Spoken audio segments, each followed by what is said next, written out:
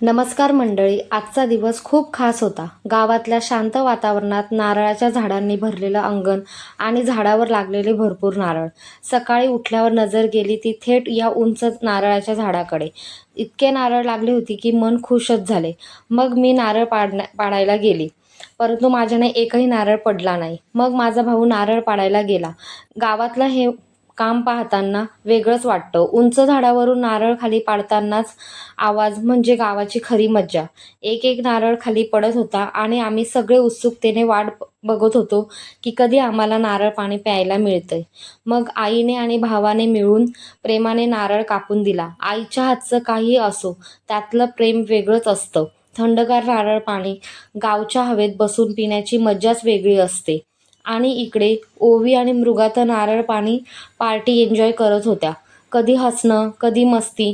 त्यांच्या चेहऱ्यावरचा आनंद पाहून मन भरून आलं. गावातल्या छोट्या छोट्या गोष्टींचं खरं सुख देऊन जातात. ना कोणती घाई, ना टेन्शन, फक्त कुटुंब, निसर्ग आणि आनंद. अशाच गावाकडच्या सुंदर मोमेंटसाठी व्हिडिओ पूर्ण बघा. आणि तुमच्याकडेही अशी नारळ पाणी पार्टी झाली असेल तर कमेंटमध्ये नक्की सांगा. चला मग भेटूया पुढच्या व्लॉगमध्ये. तोपर्यंत हसत राहा आणि गावाकडचं प्रेम असंच जपून ठेवा. Bye bye.